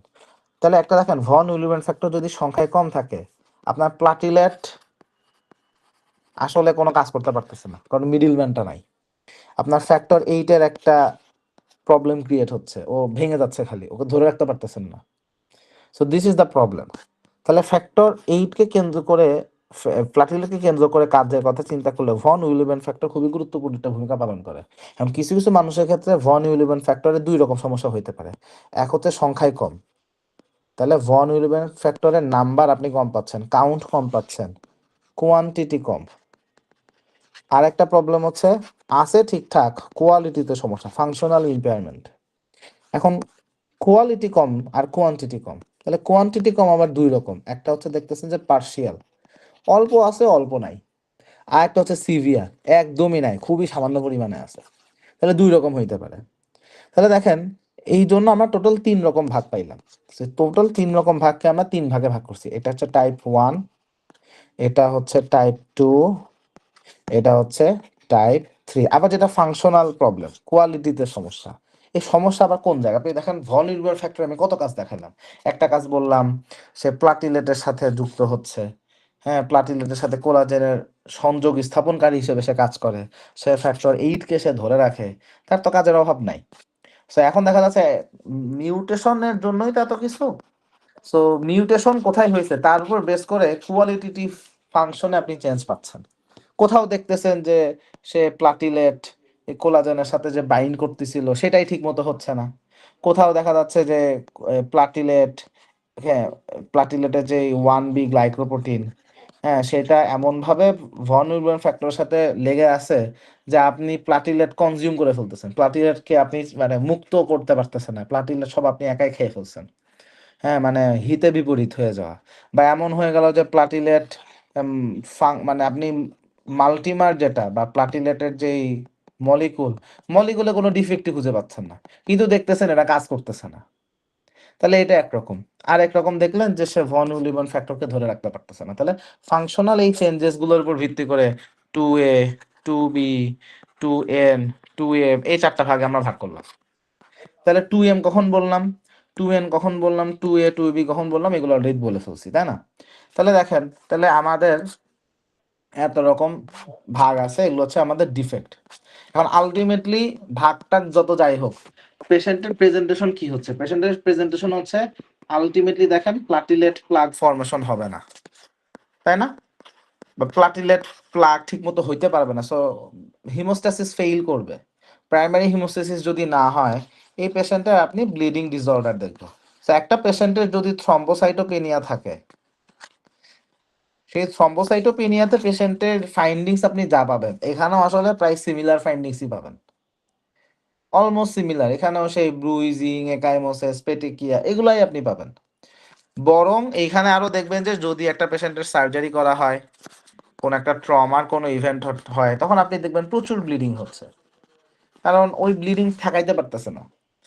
সো এইটা কিন্তু এইখানে স্পন্টেনিয়াস ব্লিডিং ওইভাবে যেভাবে আমরা হিমোফিলিয়াতে দেখতেছিলাম সেরকম স্পন্টেনিয়াস ব্লিডিং এখানে আমরা পাই না। কিন্তু এখানে কিন্তু ওইরকম হিমোফিলিয়ার মতো ওইরকম স্পন্টেনিয়াস ব্লিডিং হয় না। কিন্তু হ্যাঁ, যেটা আপনার হচ্ছে টাইপ 3 ডিজিজ, সেখানে আপনি একটু মানে একটু মোর দেন মাইল্ড প্রেজেন্টেশন এবং তার থেকে একটু বেশি প্রেজেন্টেশন পাবে, এটাই স্বাভাবিক। তাহলে কথা হচ্ছে যে এই হচ্ছে সমস্যা। মানে সমস্যার সমাধান কি? সমস্যার সমাধান হচ্ছে আমার ভন উইলিয়াম ফ্যাক্টর নাই, এটাকে রিপ্লেস করতে হবে। এখন আমরা রিপ্লেস কিভাবে করি? রিপ্লেস করার উপায় হচ্ছে আমাদের ফ্যাক্টর 8 কনসেন্ট্রেট পাওয়া যায়। ফ্যাক্টর 8 এর যে কনসেন্ট্রেট, এটার সাথে ভন উইলিয়াম ফ্যাক্টরও আসলে পাওয়া যায়। তো আমরা আসলে দুইটাকেই দিয়ে দিলাম, আমাদের প্রবলেম সলভ হয়ে গেল। আবার এগুলো এখন আপনি যদি বলেন আমি প্লাজমা থেকে নিব, সেটাও নিতে পারবেন। যদি আপনি বলেন যে রিকম্বিনেন্ট টেকনোলজির মাধ্যমে নিবেন, সেটাও নিতে পারবেন। দুইভাবেই আমরা নিতে পারি, বাট রিকম্বিনেন্ট টেকনোলজি বেটার, কারণ প্লাজমা থেকে নিলে সেখানে আবার বিভিন্ন রকম ভাইরাস ট্রান্সক্রিপশনের সাথে চলে যায় ঝামেলা, এইচআইভি যায়, তারপরে এইচসিভি যায়, হেপাটাইটিস বি ভাইরাস যায়, সো এই প্রবলেমগুলো আছে। কিন্তু রিকম্বিনেন্ট টেকনোলজিতে ঝামেলাগুলো নাই। আবার প্লাজমা থেকে আপনি নিলেন, ওইটার এগেইনস্টে আবার দেখা যাচ্ছে অটো অ্যান্টিবডি ফর্মেশন হয়ে যেতে পারে। সো এই ঝামেলাগুলো তো প্লাজমা থেকে নিলে হবেই, কিন্তু রিকম্বিনেন্ট টেকনোলজিতে সমস্যাটা নাই। এখন যেই পেশেন্টের ক্ষেত্রে আপনি দেখতেছেন যে আচ্ছা, এর পাশাপাশি আরেকটা হতে পারে ডেসমোপ্রেসিন। সো ডেসমোপ্রেসিনটা আমরা আগের ক্লাসে বলছিলাম যে যে সকল পেশেন্টের হিমোফিলিয়া আছে সেখানে আমরা ডেসমোপ্রেসিন অনেক সময় কনসিডার করি। সো এখানেও ডেসমোপ্রেসিন দেওয়া যাইতে পারে, বিকজ ডেসমোপ্রেসিন যদি আমরা দিই, সেইটা এখানে ফ্যাক্টর 8 ধরে রাখে, সেটা এখানে ফ্যাক্টর 8 কে ধরে রাখে। আমরা ফ্যাক্টর 8 এর সাথে কিছু ভন উইলিয়াম ফ্যাক্টরকেও পাবো। সো আমাদের কিছু সলিউশন ওটা হয়। সো ডেসমোপ্রেসিন এগুলো কনসিডারেবল। কিন্তু যেটা হচ্ছে টাইপ 3 ডিজিজ, একদমই সিভিয়ার ভাবে ভন উইলিয়াম ফ্যাক্টর নাই, এটার একমাত্র সলিউশন হচ্ছে ফ্যাক্টর 8 কনসেন্ট্রেশন প্লাস ভন উইলিয়াম ফ্যাক্টর কনসেন্ট্রেশনকে প্রোভাইড করা। এর বাদে আর কোনো সলিউশন এখানে সম্ভব না। সো এই হলো বেসিক কথা। ক্লিয়ার? হ্যাঁ, ক্লিয়ার। আচ্ছা, ঠিক আছে। তাহলে আমরা মোটা দাগে আমাদের ব্লিডিং ডিসঅর্ডারের আলোচনা আমাদের আসলে হয়ে গেছে। এরপরে যেগুলো আছে এগুলো খুব ছোট ছোট কিছু আলোচনা, আমি ছোট ছোট আলোচনাগুলো এক লাইনে আমরা বলে ফেলি। তাহলে ব্লিডিং ডিসঅর্ডারের মধ্যে আসলে সবচেয়ে কমন এইগুলাই। আমরা হিমোফিলিয়া পাচ্ছি, ভন উইলিয়াম ডিজিজ পাচ্ছি, হ্যাঁ, ইডিওপ্যাথিক থ্রম্বোসাইটোপেনিক পারপিউরা পাচ্ছি, স্কারভি পাচ্ছি, একটু রেয়ার অকেশন বললে হেলার ডানলস ডিজিজ ভাস্কুলার টাইপ যেটা, বা হেরিডিটারি হিমোরেজিক টেলাঞ্জিওপ্লাসিয়া, এগুলোর কথা আসবে। তাহলে এগুলো না আমাদের প্রিভিয়াস ক্লাসগুলোতে আলোচনা হয়ে গেছে। তাহলে এখন একটু রেয়ার কথাগুলো নিয়ে বলি, যে রেয়ার ইনহেরিটেড আর কি কি ডিসঅর্ডার আছে। তাহলে দেখেন যে শুধুমাত্র যে ক্লটিং ফ্যাক্টর 8 বা 9 ডেফিসিয়েন্সি হয় তা কিন্তু না, অন্যান্য ক্লটিং ফ্যাক্টর ডেফিসিয়েন্সি থেকেও হতে পারে। যেমন দেখেন যে আমাদের ফ্যাক্টর 7, ফ্যাক্টর 10, ফ্যাক্টর 13, এইগুলারও কিন্তু ডেফিসিয়েন্সি হইতে পারে, এবং এগুলা কিন্তু মানে আছে, কিন্তু এগুলা একটু রেয়ার। এখন এগুলো অটোজোমাল রিসেসিভ ডিসঅর্ডার হিসেবে পাই। অটোজোমাল রিসেসিভটা আসলে মেক্স মোর সেন্স, কারণ এটা ফাংশনাল প্রোটিন নাই তো। স্ট্রাকচারাল প্রবলেম হলে most of the time autosomal dominant, আর ফাংশনাল কোনো কিছুতে প্রবলেম হলে অটোজোমাল রিসেসিভ, সূত্রটা এটা। যদিও অল্প কিছু ব্যতিক্রম আছে, যেমন ভন উইলিয়াম ফ্যাক্টরের ক্ষেত্রেই দেখালাম যে এখানে অটোজোমাল ডমিনেন্ট কন্ডিশনটাই বেশি, কিন্তু এইগুলাতে আবার দেখবেন যে সব অটোজোমাল রিসেসিভ কন্ডিশন। এখন এইগুলো খুব রেয়ার ঘটনা, কিন্তু যাদের হয় সেখানে আবার সিভিয়ার ব্লিডিং। আপনি সিম্পল ভাবে এটা মনে রাখেন, ক্লটিং ফ্যাক্টরে প্রবলেম থাকলেই সিভিয়ার ব্লিডিং হবে। আপনার হিমোফিলিয়া এ, হিমোফিলিয়া বি, সেখানেও সিভিয়ার ব্লিডিং, এখানেও আপনি সিভিয়ার ব্লিডিং পাচ্ছেন। তাহলে এই জায়গাটাতে আমরা সিভিয়ার ব্লিডিংই পাচ্ছি। সো আপনি দেখবেন পেশেন্টের হিমোরেজ আম্বিলিক্যাল স্টাম্প থেকে হয়, মানে বাচ্চার জন্ম নেওয়ার পরে তাতে আম্বিলিক্যাল স্টাম্প থাকে না। সো আপনি দেখবেন যে একটা নিওনেটাল পিরিয়ডে ওখান থেকে হিমোরেজ হচ্ছে। আপনি দেখবেন ইন্ট্রাক্র্যানিয়াল হিমোরেজ হচ্ছে, একটা নর্মাল ভ্যাজানাল ডেলিভারি হয়েছে, যে কোনোভাবে একটা হেড ট্রমা হইতে পারে, হ্যাঁ, বা একটু প্রেশার গেছে, ইন্ট্রাক্র্যানিয়াল হিমোরেজ হইতে পারে। এটা কমন। আবার দেখা যায় যাদের ফ্যাক্টর 13 ডেফিসিয়েন্সি, উইমেন, তাদের স্পেশালি দেখা যাচ্ছে রিকারেন্ট ফিটাল লস হইতে থাকে। সো এই প্রেজেন্টেশনগুলো আমরা পাচ্ছি। আবার যাদের ফ্যাক্টর 11 ডেফিসিয়েন্সি, সেটা হেটেরোজাইগাস ভাবে হোক বা হোমোজাইগাস ভাবে হোক, এখানে ব্লিডিং মোরলেস ইনভেরিয়েবল ভাবেই সবার হচ্ছে। সো এইগুলো আমরা আসলে পাই। সো সিভিয়ার ব্লিডিং যাদের আমরা পাচ্ছি, এখানে আসলে কখন ব্যাপারটা হয়, যখন ক্লটিং ফ্যাক্টর লেভেলটা 15%-এর থেকে কম। নর্মালি যতটুকু থাকা উচিত ক্লটিং ফ্যাক্টর লেভেল, তার থেকে 15%-এর নিচে নেমে গেলেই সিভিয়ার ব্লিডিং গুলো আমরা আসলে দেখতে পাই। তাহলে এইগুলো একটা হচ্ছে acquired bleeding disorder. Acquired bleeding disorder মানে কি? মানে এটা ইনহেরিটেড কোনো কন্ডিশনের কারণে না, এমন কিছু একটা ঘটনা ঘটছে, সেটা কোনো একটা ট্রিটমেন্টের কারণে হতে পারে, সেটা কোনো একটা কোনো একটা ডিজিজের জন্য হইতে পারে, এটার জন্য একটা ব্লিডিং প্রবলেম হচ্ছে, এক্সেসিভ ব্লিডিং হচ্ছে, তাহলে এটা হচ্ছে acquired bleeding disorder. So acquired bleeding disorder কি? আমাদের সবচেয়ে কমনলি যেটা আমরা আমাদের ডে টু ডে লাইফে ফেস করি সেটা হচ্ছে ডিআইসি।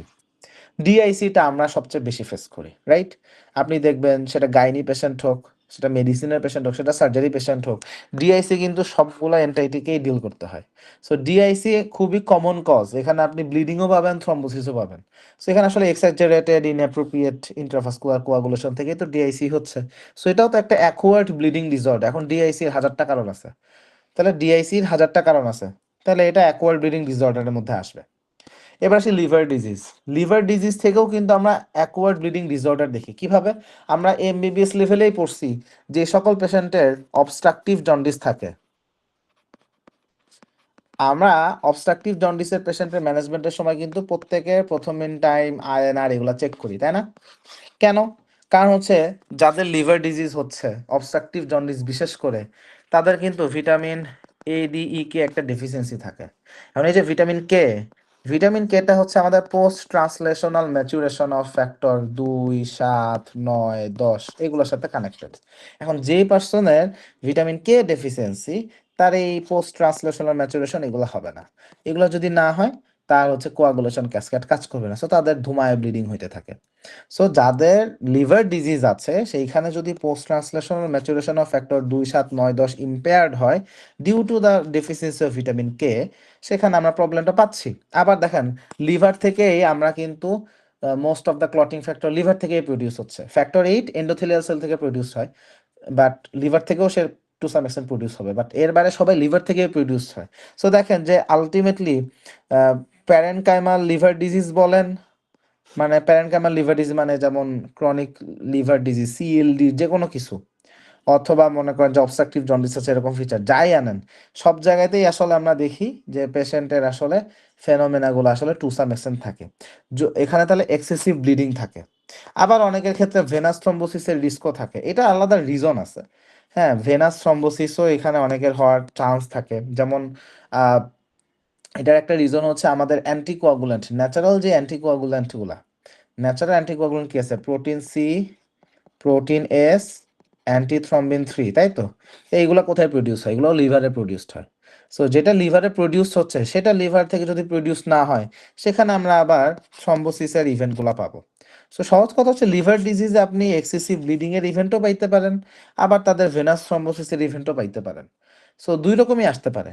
এখন যে সকল পেশেন্টের এএনডিসিএস লিভার ডিজিজ আছে, হ্যাঁ, তো সেইখানে অটো অ্যান্টিকোয়াগুলেশন স্টেট ব্যাপারটা একটু মিসলিডিং অনেকের কাছে লাগতে পারে। কিন্তু এখানে ব্যাপারটা হচ্ছে এই যে যে ভেনাস থ্রম্বোসিসের যে ব্যাপারটা, যে প্রোটিন সি, প্রোটিন এস, এগুলো তো লিভার থেকে তৈরি হয়। সো দুই রকমই আপনি আসলে পাইতে পারেন। তাহলে আলটিমেটলি এখানে আমরা ব্লিডিং নিয়ে কথা বলি, সো ওখানেই থাকি। সো এখানে আসলে প্রোকোয়াগুলেন্ট যে ফ্যাক্টরগুলো আছে, যেহেতু লিভারে সিনথেসিস হচ্ছিল, সো সেটা কমে যাওয়ার কারণে কিন্তু প্রবলেমগুলো হচ্ছে। সো আলটিমেটলি এইটা আবার ওই যে যে আমাদের ন্যাচারাল অ্যান্টিকোয়াগুলেন্ট প্রোটিন, সেটার প্রোডাকশনও কমে যাচ্ছে, সো সেই কারণে আবার কোয়াগুলেশনের রিস্ক বেড়ে যায়। আবার দেখা যাচ্ছে যাদের অ্যাডভান্স লিভার ডিজিজ, তাদের ফ্যাব্রিনোলাইটিক যে অ্যাক্টিভিটি সেটাও কমে যায়।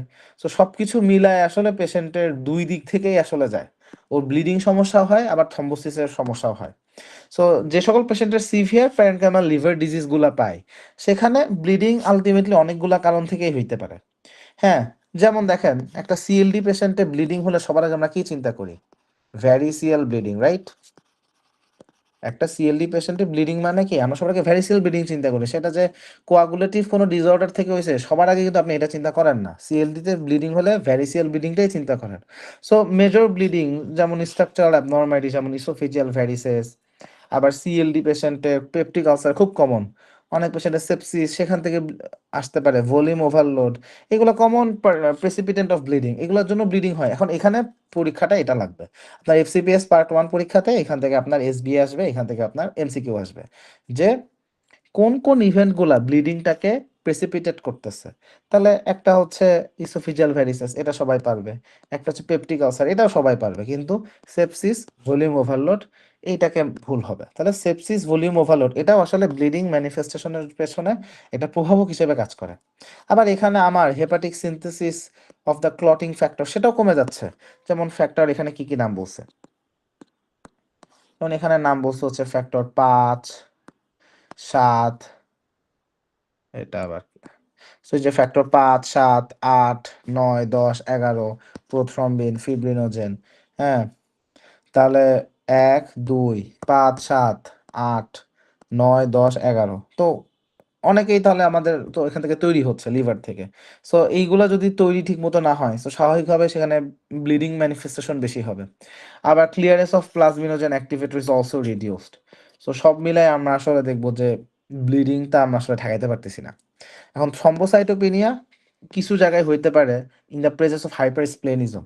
সো হাইপারস্প্লেনিজমের ব্যাপারটা কি, যে সকল পেশেন্টের আমরা দেখি যে সিএলডি আছে বা লিভার ডিজিজ, তাদের কি পোর্টাল হাইপারটেনশন ডেভেলপ করে। এখন যখন তাদের পোর্টাল হাইপারটেনশন ডেভেলপ করে সেই মোমেন্টে কি আস্তে আস্তে স্প্লিন বড় হইতে শুরু করে, রাইট?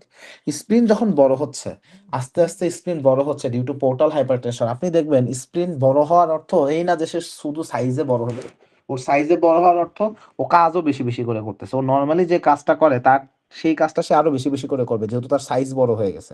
তো স্প্লিনের অনেকগুলা কাজের মধ্যে একটা কাজ হলো সে প্লাটলেট ভাঙে, প্লাটিলেট সে ব্রেকডাউন করে। সো স্ক্রিন যখন বড় হয়ে যাবে সে এরকম আপনি দেখবেন যে থ্রম্বোসাইটোপেনিয়া ডেভেলপ করবে। তাহলে হাইপারস্প্লেনিজমের যখন থ্রম্বোসাইটোপেনিয়া হবে তাহলে দেখেন ওইখান থেকে আবার একটা ব্লিডিং প্রেজেন্স বেড়ে যাচ্ছে। তাহলে এইগুলা হচ্ছে। আবার দেখেন যে থ্রম্বোপোয়েটিন সেটার প্রোডাকশন কমে যাবে, সেটার অ্যাক্টিভিটি কমে যাচ্ছে অ্যাডভান্স লিভার ডিজিজে, সেটার জন্য আপনি থ্রম্বোসাইটোপেনিয়া পাবেন। তাহলে দেখেন প্লাটিলেট কাউন্ট ব্রেকডাউন হচ্ছে, আবার প্লাটিলেট প্রোডাকশনও কমে যাচ্ছে। সো বোথ মিলায়ে আপনি দেখবেন যে প্লাটিলেট কাউন্ট কমে যাওয়ার কারণে সেখানে ব্লিডিং রিস্ক বেড়ে যাচ্ছে, বা ক্লটিং ফ্যাক্টরের একটা মানে সিনথেসিস কমে গেছে, সেখানে আপনার ব্লিডিং রিস্ক হচ্ছে। আবার সেখানে যে ভলিউম ওভারলোড, সেপসিস, সেটা আপনার ব্লিডিং রিস্ককে বাড়ায় দিচ্ছে। সব কিছু মিলে আপনি ব্লিডিং রিস্ক খালি বাড়তেছে তো বাড়তেছে। আবার যেটা যে অবস্ট্রাকটিভ জন্ডিস বা কোলোস্ট্যাটিক জন্ডিস, সেখানে যেটা বললাম যে ভিটামিন কে এর একটা ডেফিসিয়েন্সি থাকে। সো 2, 7, 9, 10 এটা একটা ফোর্স ট্রান্সলেশনাল ম্যাচুরেশন হবে না, সো সেখানে অ্যাক্টিভ তো পাবে না, সেটা ডেফিসিয়েন্সি হলো। আবার যে প্রোটিন সি, প্রোটিন এস এদের কথা বললাম, এরাও লিভার থেকে প্রডিউস হচ্ছে। সো এরা প্রডিউসড হবে না, এরা প্রডিউস না হলে আবার এটার জন্য আবার আপনি দেখবেন যে কোয়াগুলেশন হচ্ছে, হ্যাঁ, ক্লটিং ডিসঅর্ডার বা কোয়াগুলোপ্যাথি পাবেন। সো বোথ ওয়েজেই আপনি আসলে পেশেন্টের প্রেজেন্টেশন আসলে পাইতে থাকবেন। সো এখন এটা সলিউশন কি, তাহলে দেখেন যে সকল পেশেন্টের অ্যাকিউট ব্লিডিং হচ্ছে বা কোনো একটা ইন্টারভেনশনাল প্রসিডিউর করা দরকার, যেমন লিভার বায়োপসি করা লাগবে, সো সেখানে আমি কিভাবে ব্লিডিংটাকে থামাবো বা এটাকে কাউন্টার করবো। সো কাউন্টার করবো হচ্ছে আপনি প্লাটিলেট ট্রান্সফিউশন করেন, এটা একটা উপায়। আর একটা হচ্ছে যাদের ভিটামিন কে ডেফিসিয়েন্সি আছে সেটাকে কারেকশন করে নিতে হয়। যেমন আমরা যেমন যে সকল পেশেন্টের সার্জিক্যাল জন্ডিস বা কোলোস্ট্যাটিক জন্ডিস, আমরা কিন্তু তাদের সার্জারি করার আগে ভিটামিন কে আইএম রুটে অ্যাটলিস্ট 5 দিন আগে দিয়ে তার ভিটামিন কে লেভেলটাকে কারেক্ট করি। কারেক্ট করে সেটা প্রথম দিন টাইমটাকে সেট করবে, নর্মাল রেঞ্জে নিয়ে আসবে, তখন আমরা আগাই। সো এইখানেও তাহলে পেশেন্টের একটা ব্লিডিং প্রবলেম হচ্ছে। আচ্ছা, এবার সেই renal failure. So liver failure থেকে ব্লিডিং হবে এটা সবার মাথায় থাকলেও রেনাল ফেইলারটা আসলে আমরা কমনলি চিন্তা করি না। এখন আসলে রেনাল ফেইলার যদি ডেভেলপ করে কোনো একটা পার্সনের, সেখানেও কিন্তু হিমোরেজিক স্ট্যাটাসটা আসলে সিভিয়ার ভাবে আসে, এবং এটা পেশেন্টের ইউরিয়া কনসেন্ট্রেশনটা কত, প্লাজমা ইউরিয়া কনসেন্ট্রেশনের উপরে একদম ডিরেক্টলি প্রপোর্শনাল। তাহলে যার যত বেশি প্লাজমা ইউরিয়া লেভেল বাড়বে তার হিমোরেজের সিভিয়ারিটি তত বেশি আমরা আসলে পাইতে পারি। সো এখানে আসলে এটা কেন হয়, সো এখানে আমরা দেখি যে প্লাটিলেট ডিসফাংশন থাকে, অনেক পেশেন্টের গ্যাস্ট্রোইন্টেস্টিনাল হিমোরেজ আসলে থাকে, এগুলো আমরা কমনলি পাই। তাহলে প্লাটেলেট ডিসফাংশন একটা, জিআই হিমোরেজ এটা আরেকটা কমন। এখন ব্যাপারটা পুরো মাল্টিফ্যাক্টোরিয়াল, এখানে পেশেন্টের অ্যানিমিয়া আছে, হ্যাঁ, থ্রম্বোসাইটোপিনিয়া ডেভেলপ করে, বা পেশেন্টের দেখা যাচ্ছে যে লো মলিকুলার অনেক ওয়েস্ট প্রোডাক্ট আসলে অ্যাকুমুলেট করতে থাকে, কারণ রেনাল ফেলিয়ার হলে তো আসলে বডি থেকে তো আসলে ওয়েস্ট গুলাকে সে বাইর করতে পারতেছে না। সো লো মলিকুলার ওয়েস্ট প্রোডাক্ট গুলা অ্যাকুমুলেট করতে থাকে, যেটা কিডনিতে নর্মালি এক্সক্রিট হচ্ছিল। সো এটাকে যখন সে মানে বের করতে পারে না, ওইটাই প্লাটিলেট ফাংশনকে ইনহিবিট করে ফেলে। তাহলে আমার আসলে প্লাটিলেট ডিসফাংশন হওয়ার মেজর রিজনটাই হচ্ছে এই ওয়েস্ট প্রোডাক্টগুলো অ্যাকুমুলেশন হওয়া, কারণ ও অ্যাকুমুলেট হয়ে ও প্লাটিলেট ফাংশনকে কমাই ফেলছে। আবার ওইদিকে তো আমাদের অ্যানিমিয়া আছে, থ্রম্বোসাইটোপেনিয়া ওটার জন্যও হচ্ছে, সেটাও আছে। এখন ট্রিটমেন্ট কি? ট্রিটমেন্ট হচ্ছে পেশেন্টের ডায়ালাইসিস করা। তাহলে ইউরিয়া কনসেন্ট্রেশনটা নর্মাল হলে তাহলে আমার প্লাটিলেটের এই প্রবলেমটাকে সলভ করা সম্ভব, তাহলে আমাদের ডায়ালাইসিস এখানে একটা সলিউশন। আর যদি এমন হয় কোনো পেশেন্টের সিভিয়ার ব্লিডিং বা পারসিস্টেন্ট ব্লিডিং, সেখানে প্লাটিলেট কনসেন্ট্রেশনকে আসলে দিতে হবে, কারণ আমাদের সমস্যা হচ্ছে প্লাটিলেট কাজ করতেছে না, প্লাটিলেট ডিসফাংশনটা আসলে সমস্যা।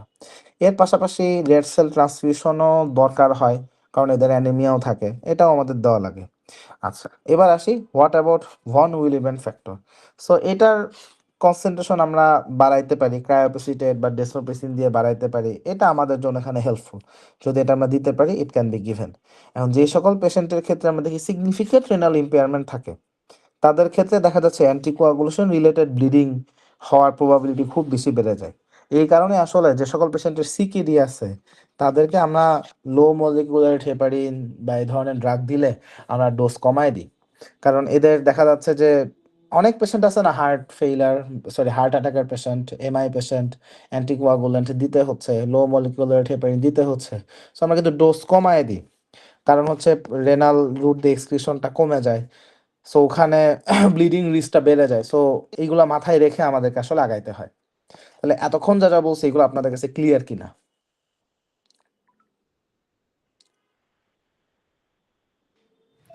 ক্লিয়ার। কোনো কোশ্চেন আছে? না, ঠিক আছে। আপু, আপনি কি গতকালকে ক্লাসটা দেখছিলেন? আমি অর্ধেক দেখছি, পুরোটা দেখতে পারি নাই। আচ্ছা, মাহবুব ভাই, আপনার কোনো কোশ্চেন আছে?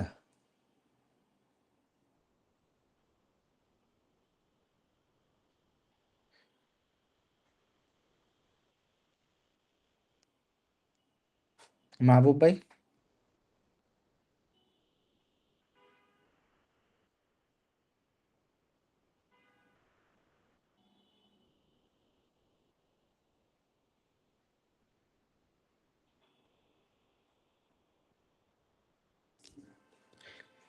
মাহবুব ভাই কি নাই?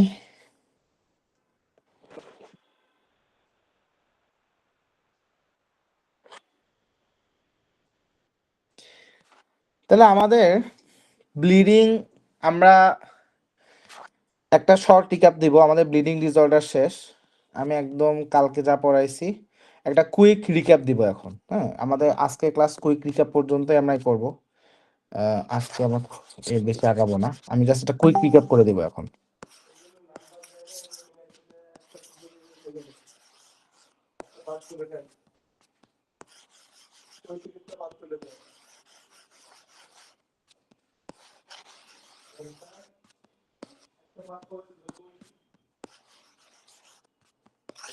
মাহবুব ভাই কি আছেন?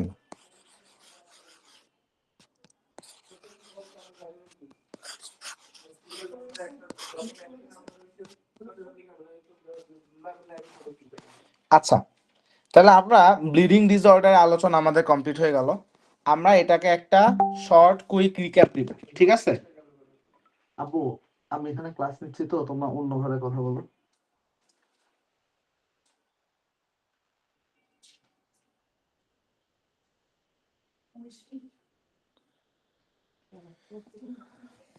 আচ্ছা, তো আমরা মোটামুটি ব্লিডিং ডিসঅর্ডারে একটা কুইক রিক্যাপ দিব এখন, ঠিক আছে?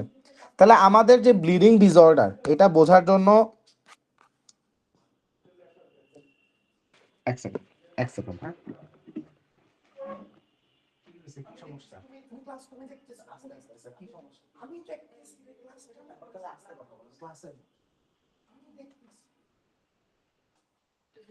আচ্ছা, সো আমি একটা ছোট্ট ছবির মাধ্যমে পুরো রিক্যাপটাকে দেখানোর চেষ্টা করি। আপনি চিন্তা করেন একটা ব্লাড ভেসেল, এটা একটা ব্লাড ভেসেল। এখন দেখেন, যে কোনো কারণেই একটা ব্লাড ভেসেল একটা কাট ইনজুরি হইতে পারে, যে কোনো কারণেই একটা ব্লাড ভেসেলে একটা কাট ইনজুরি হইতে পারে। যখন এখানে একটা কাট ইনজুরি হবে, এখান থেকে কি হবে? ব্লিডিং হবে, রাইট? এখন যখন এই ব্লিডিংটা হয়, ব্লিডিংটা থামানোই হলো আমাদের বডির ফিজিওলজির উদ্দেশ্য। তো বডির ফিজিওলজি কি করবে? এখানে প্লাটিলেট আসবে, প্লাটিলেট এসে কাজ করবে, এখানে ক্লটিং ফ্যাক্টর আসবে, ক্লটিং ফ্যাক্টর হিসেবে কাজ করবে, এবং তাদের সম্মিলিত কাজের মাধ্যমে এই ব্লিডিংটা বন্ধ হবে, ভেসেলটা রিপেয়ার হবে, ব্লিডিং থেমে গেল, আমার ঝামেলা সলভ হয়ে গেল। তারপর আবার এগুলো ক্লট ডিজলিউশন হয়ে যাবে। হিসাব তো আসলে এটা। এখন দেখেন যে আমাদের যত ব্লিডিং ডিসঅর্ডার আছে, আমাদের ব্লিডিং ডিসঅর্ডারে আপনি প্রবলেম 3 জায়গায় পাবেন। একটা প্রবলেম দেখবেন ব্লাড ভেসেল ওয়াল, যে ব্লাড ভেসেল ওয়াল, এই ভেসেল ওয়ালেই সমস্যা, ভেসেল ওয়ালেই একটা ডিফেক্ট আছে, যে কারণে ধুমধাম ধুমধাম ব্লিডিং হয়। অথবা আপনি দেখবেন যে আমার যে প্লাটিলেট, এই প্লাটিলেটে একটা ডিফেক্ট আছে, হইতে পারে সেটা সংখ্যায় কম, হইতে পারে সেটা আপনার ফাংশনালি ইম্পেয়ার্ড, হুম, অথবা হইতে পারে যে ক্লটিং ফ্যাক্টর, আপনার যে ক্লটিং ফ্যাক্টর আপনার এই মানে কোয়াগুলেশনটা করতেছিল, সে করতে পারতেছে না, তার সংখ্যায় কম, ফাংশনাল ইম্পেয়ারমেন্ট যেভাবে হইতে পারে, তাহলে ক্লটিং ফ্যাক্টরও সমস্যা। আবার এদের মধ্যে একটা এদের কাজ করার মধ্যে একটা মিডল ম্যান আছে, মিডল ম্যান হচ্ছে ভন উইলিয়াম ফ্যাক্টর, ওরও একটা সমস্যা থাকতে পারে। তাহলে দেখেন, এদের কোনো সমস্যা, প্লাটিলেটের সমস্যা, ক্লটিং ফ্যাক্টরের সমস্যা, ভন উইলিয়াম ফ্যাক্টরের সমস্যা, এদের যদি কোনো সমস্যা হয়, আলটিমেটলি এই প্রাইমারি হিমোস্ট্যাসিস বা এই যে পুরো হিমোস্ট্যাসিস যে প্রসেসটা, সেটা আসলে ইম্পেয়ার্ড হয়, তখন ব্লিডিংটা এই অ্যাবনর্মাল ভাবে হয়, এবং তখন আমরা পেশেন্টের ডিজিজ কন্ডিশন হতে থাকি বা ব্লাড ভেসেল ওয়াল একটা প্রবলেম থাকে।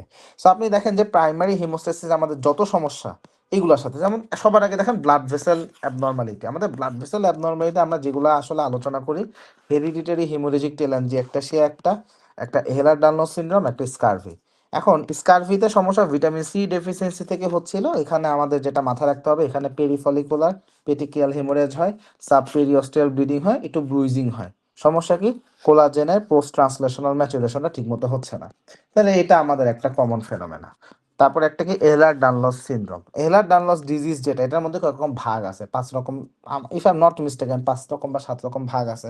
সো যেটা টাইপ 4, এটা হচ্ছে ভাস্কুলার টাইপ।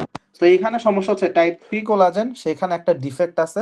ডিফেক্ট থাকার কারণে দেখা যাচ্ছে এই ব্লাড ভেসেলগুলা খুবই ফ্র্যাজাইল, বা বিভিন্ন অর্গানের যে মেমব্রেনগুলো থাকে, সেই মেমব্রেনগুলো খুব ফ্র্যাজাইল হয়ে থাকে। সো এই জন্য পেশেন্টের ধুমায় ব্লিডিং হয়, ধুমায় অর্গান রাপচার হয়।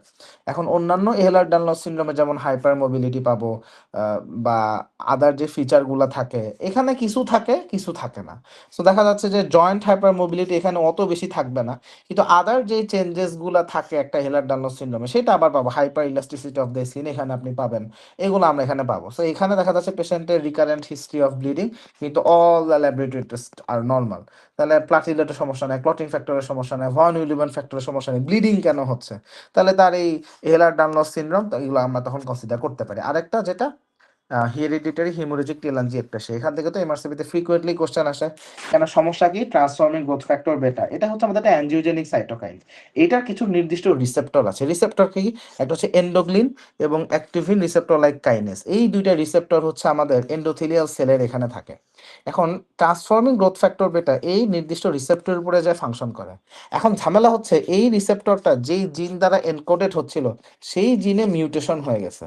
সো মিউটেশন হয়ে যাওয়ার কারণে এখন এত কিছু। সো কি প্রবলেম? আমরা দেখি যে স্মল কিছু অ্যানিউরিজম ডেভেলপ করতেছে, কোথায়? সেটা আপনি স্কিনে পাবেন, মিউকোসাল মেমব্রেনে পাবেন, হ্যাঁ, সেটা আপনার রেসপিরেটরি ট্র্যাক্ট বলেন, গ্যাস্ট্রোইন্টেস্টিনাল ট্র্যাক্ট বলেন, ওরাল মিউকোসা বলেন, সব জায়গায় আপনি পাবেন। কিছু কিছু জায়গায় আপনি দেখবেন আর্টেরিওভেনাস ম্যালফরমেশন তৈরি হচ্ছে, সেটা লাংসের মধ্যেও পাইতে পারেন, আপনি মানে ব্রেইনের মধ্যেও পাইতে পারেন, সেরেব্রাল, এটাও পাইতে পারেন। এবং এখানে যখন আমাদের আর্টেরিওভেনাস ম্যালফরমেশন যখন লাংসের এখানে হয়, এখানে আমরা একটা right to left shunt develop করতে দেখি। সো সেখান থেকে আবার প্যারাডক্সিক্যাল এম্বোলিজম, সেখান থেকে স্ট্রোক বা অ্যাবসেস এগুলো হওয়ার একটা রিস্ক বেড়ে যায়। সো পেশেন্টের নর্মাল থাকে যে আমরা দেখি যে রিকারেন্ট ব্লিডিং, এপিস্ট্যাক্সিস এগুলো নিয়ে আসে, এবং যেহেতু রিকারেন্ট ইন্টেস্টাইনের মধ্যে অকাল্ট ব্লিডিং হতে থাকে, সো এটার জন্য পেশেন্টের আয়রন ডেফিসিয়েন্সি অ্যানিমিয়াটা আমরা রেগুলার দেখি। সো এখানে এই জন্য পেশেন্টের ম্যানেজমেন্টে আয়রন সাপ্লিমেন্ট দেওয়া উচিত। তারপরে তার যে ব্লিডিং পয়েন্টগুলো থাকে, এটাকে লেজার থেরাপি বা কটারি করে বন্ধ করে দেওয়া উচিত। বা যদি এরকম আর্টেরিওভেনাস ম্যালফরমেশনগুলো থাকে, সেটাকে অ্যাবলেশন করে দেওয়া উচিত এম্বোলাইজেশনের মাধ্যমে। তাহলে এগুলো আমাদের করব। এবার আমাদের আসি তাহলে প্লাটিলেট ফাংশন ডিসঅর্ডার। আমাদের প্লাটিলেটের ফাংশনাল ডিসঅর্ডারগুলো আসলে মোস্টলি আমরা যেটা পাই সেটা হচ্ছে আয়াট্রোজেনিক। কোনো একটা ট্রিটমেন্ট দিছিলাম ক্লোপিড্রোগেল দিয়ে, অ্যাসপিরিন দিয়ে, ডাইপাইরিডামল দিয়ে, বা গ্লাইকোপ্রোটিন 2b3 ইনহিবিটর যেমন অ্যাপসিক্সিম্যাব, এগুলো দিয়ে হয়তো বা ট্রিটমেন্ট দিছিলাম। সো ওই জন্য প্লাটিলেট হয়তো বা কাজ করতেছে না। এর বাইরে আমাদের কিছু অ্যাকোয়ার্ড কিছু কন্ডিশন আছে, যেমন একটা গ্ল্যান্সম্যান থ্রম্বোস্থেনিয়া বা বার্নার সোলিয়ার সিনড্রোম, বা আমাদের ম্যাক্রোথ্রম্বোসাইটোপ্যাথি, এরকম আমাদের কিছু কন্ডিশন আছে যেখানে আমরা ফাংশনাল ইম্পেয়ারমেন্ট পাই। এই নামগুলো জেনে রাখা কি লাগবে? এমআরসিপিতে এখান থেকে কোশ্চেন আসে। গ্লান্সম্যান, বার্নার সোলিয়ার সিনড্রোম, এগুলো থেকে এমআরসিপিতে কোশ্চেন আসে। তাহলে এই নামগুলো আমরা জেনে রাখি। আচ্ছা, এখন এখানে গ্লান্সম্যান থ্রম্বোস্থেনিয়া বাদে বাকি যেগুলোর নাম বললাম, এগুলাতে অত খুব একটা সিভিয়ার কন্ডিশন পাই না, কিন্তু গ্লান্সম্যান থ্রম্বোস্থেনিয়াটা একটু মোটা দাগে একটু সিরিয়াস কন্ডিশন, বিশেষ করে আফটার ট্রমা বা সার্জারি আমরা যেমন ইয়ে দেখি। তো এখানে সিভিয়ার ব্লিডিংও থাকে, পেশেন্টের সিভিয়ার ব্লিডিংও থাকে। এবার সেই থ্রম্বোসাইটোপেনিয়া, আমাদের এটা সবচেয়ে বেশি ইম্পর্টেন্ট, ইডিওপ্যাথিক থ্রম্বোসাইটোপেনিক পারপিউরা। এখন ইডিওপ্যাথিক থ্রম্বোসাইটোপেনিক পারপিউরা এটা আসলে মোস্টলি যেটা হচ্ছে যে আমাদের যে প্লাটিলেট আছে সেটার যে মেমব্রেনে গ্লাইকোপ্রোটিন 2b3 সেটার এগেনস্ট একটা অটো অ্যান্টিবডি ফর্মেশন হয়। এখন এটা প্রাইমারি ভাবেও তৈরি হতে পারে, বা এইখানে দেখা যাচ্ছে পেশেন্টের একটা অ্যাসোসিয়েশনে connective tissue disease, HIV infection, বা বি সেল ম্যালিগনেন্সি, বা কোনো একটা ড্রাগ থেরাপি, এগুলোও থাকতে পারে। আবার বাচ্চাদের ক্ষেত্রে একটা পোস্ট ভাইরাল ইনফেকশন থেকেও ঘটনাটা ঘটতে পারে। এখন অ্যান্টিবডি তৈরি হলে সমস্যা কি? এই অ্যান্টিবডিটা সেন্সিটাইজ করে ফেলে। সেন্সিটাইজ করে ফেললে এরপরে রেটিকুলো এন্ডোথেলিয়াল সেল ওটাকে জাস্ট ফ্যাগোসাইটোসিস করে ফেলে। এই জন্য প্লাটিলেট কাউন্ট আমাদের কমতে থাকে। সো এখন নর্মালি পেশেন্টের প্রেজেন্টেশনটা কি থাকে? নর্মালি পেশেন্ট আসলে যখন প্লাটিলেট কাউন্ট 20,000-এর নিচে থাকে, কেবল তখনই পেশেন্ট আমাদের কাছে স্পন্টিনিয়াস ব্লিডিং নিয়ে আসে। আদারওয়াইজ স্পন্টিনিয়াস ব্লিডিং হবে না। আদারওয়াইজ কি হবে? হয়তো বা একটা ধাক্কা ধুক্কা খাইছে, তখন ব্লিডিং হচ্ছে, বা মাঝে মাঝে এপিস্ট্যাক্সিস হতে পারে, মেনুরেজিয়া হইতে পারে, ধাক্কা খেলে একটা ইজি ব্রুইজিং হলো, এগুলা পাইতে পারে। এখন তাও সেটা নর্মালি 50,000-এর নিচে গেলে, নর্মালি 50,000-এর উপরে থাকলে আমরা কিছুই টের পাই না। ওটা হঠাৎ সিবিসি করে টের পাইলে এক জিনিস, আদারওয়াইজ আসলে আমরা কেউ টের পাই না। এখন নর্মালি অ্যাডাল্টে যে আমাদের আইটিপিটা হয়, এটা একটা ইনসিডিয়াস অনসেট, বাট বাচ্চাদের ক্ষেত্রে এটা একটা অ্যাকিউট অনসেট হিসেবে আসে, কারণ বাচ্চাদের ক্ষেত্রে পোস্ট ভাইরাল ইনফেকশন থেকে একটা অ্যাকিউট অনসেট আসে। এখন যখন কোনো পেশেন্টের আমরা আইটিপি পাই, নর্মালি আইটিপির ব্যাপারটা কি, সেটা একটা ইয়াং পেশেন্ট, ফিমেল পেশেন্ট, তখন আমরা পাই। কিন্তু যদি এমন হয় পেশেন্টের বয়স 65-র বেশি, তাহলে চিন্তা করতে হবে যে বি সেল কোনো ম্যালিগনেন্সি আছে কিনা। তাহলে একটা বোন ম্যারো এক্সামিনেশন করলাম, এইচআইভি টেস্টিং, হিস্ট্রি সাজেস্টিভ হলে আমাদেরকে করতে হবে। তাহলে এগুলো আমাদেরকে হিসাব করতে হবে। ম্যানেজমেন্ট কি? ম্যানেজমেন্ট হচ্ছে আমরা পেশেন্টের যদি প্লাটিলেট কাউন্ট 30,000-এর বেশি থাকে, কিছুই করবো না। এখন যদি এমন হয় পেশেন্টটা সার্জারি করব, বায়োপসি করব, সেখানে আমি হয়তো বা একটু প্লাটিলেট কাউন্ট বাড়ানোর জন্য পেশেন্টকে একটা ট্রিটমেন্ট দিতে পারি। এখন নর্মালি আমাদের বেস্ট ট্রিটমেন্ট কি? আমাদের ফার্স্ট লাইন ট্রিটমেন্ট হচ্ছে আমি স্টেরয়েড দিব। এখন আমি প্রেডনিসোলোনও দিতে পারি, ডেক্সামিথাসোনও দিতে পারি। এটা আমাদের একটা অপশন আছে। আরেকটা অপশন কি? সামটাইমস ইন্ট্রাভেনাস ইমিউনোগ্লোবুলিন, সেটাও আমরা দিতে পারি। এবং সামটাইমস যদি খুব লাইফ থ্রেটেনিং কন্ডিশন হয়ে যায়, সেখানে প্লাটিলেট ট্রান্সফিউশন আমরা দিব। কিন্তু যদি এমন হয় এই ঘটনা বারবার হচ্ছে, ক্রনিক কন্ডিশন হয়ে গেছে, বা ট্রিটমেন্টে কাজ করতেছে না, সেখানে আমরা সেকেন্ড লাইন ম্যানেজমেন্টে যাবো। সেকেন্ড লাইন ম্যানেজমেন্ট কি কি আছে? এল ট্রম্বোপ্যাক, রমিপ্লস্টিম, এগুলো আছে যেটা আমাদের থ্রম্বোপোয়েটিক রিসেপ্টর অ্যাগনিস্ট। তাহলে এগুলাকে আমরা দিব। এর পাশাপাশি আমাদের আরো কিছু এজেন্ট আছে, যেমন স্প্লিনিক টাইরোসিন কাইনাজ ইনহিবিটর, ফস্টামাটিনিব, সেটা আমরা দিতে পারি। এখানে স্প্লেনেক্টমি কনসিডার করতে পারি। আচ্ছা, এখানে স্প্লেনেক্টমি নিয়ে একটু কথা বলি। যে সকল পেশেন্টের অ্যাকিউট আইটিপি বাচ্চাদের ক্ষেত্রে যেখানে হয়, সেখানে splenectomy first line, but adult person splenectomy second line. আর এর বাইরে ইমিউনোসাপ্রেশনটা কিরকম, পেশেন্টকে আমি স্টেরয়েড দিব, on top of it immunosuppression দিব। ইমিউনোসাপ্রেশনটা কি কি দিতে পারি, rituximab, cyclosporine, mycophenolate, mofetil, tacrolimus, এইগুলো আমরা কনসিডার করতে পারি। তাহলে এইটা এবার সেই কোয়াগুলেশন ডিসঅর্ডার। কোয়াগুলেশন ডিসঅর্ডারের মধ্যে সবচেয়ে কমন কোনটা, ব্লিডিং ডিসঅর্ডারের মধ্যে, ইনহেরিটেড ব্লিডিং ডিসঅর্ডারের মধ্যে কমন হচ্ছে ভন উইলিয়ান ফ্যাক্টর। আর যদি ক্লটিং ফ্যাক্টর রিলেটেড কন্ডিশন চিন্তা করি তাহলে এইটা হচ্ছে হিমোফিলিয়া এ। হিমোফিলিয়া এ কেন হচ্ছে, ফ্যাক্টর 8 ডেফিসিয়েন্সি থেকে হচ্ছে। এটা কোথায় জিনটা লোকেটেড, এক্স ক্রোমোজোম, সেই কারণে এটা একটা sex link chromosome, sex link disorder. তাহলে এখানে অলওয়েজ ফিমেল হলো ক্যারিয়ার, এখানে ফিমেল ক্যারিয়ার আর মেল হলো অ্যাফেক্টেড। তাহলে মেল হলো অ্যাফেক্টেড এবং এখানে একটা ফ্যামিলি হিস্ট্রিতে প্রত্যেকের ডিজিজ সিভিয়ারিটি সমান হবে, মানে ফ্যামিলিতে যাদের যাদের হিমোফিলিয়া প্রত্যেকের ডিজিজ সিভিয়ারিটি সমান হবে, যেটা ভন উইলিয়ান ফ্যাক্টরের ক্ষেত্রে আমরা পাই নাই, তাই তো। তো এখানে যে অ্যাফেক্টেড পারসন তার যত মেয়ে হবে প্রত্যেকেই অব্লিগেট ক্যারিয়ার, এবং ওই অব্লিগেট ক্যারিয়ারের যে সন্তান হবে তাদের সন্তানের মধ্যে মেল বেবি নর্মাল হইতে পারে, অ্যাফেক্টেড হইতে পারে, ক্যারিয়ার ফিমেল হইতে পারে, নর্মাল ফিমেল হইতে পারে, প্রত্যেকে 25% চান্স আমরা পাবো। আর মানে ফিটাসের আমরা কিভাবে চেক করব, কোরিওনিক ভিলাস স্যাম্পলিং করলে আমরা এটা চেক করতে পারি।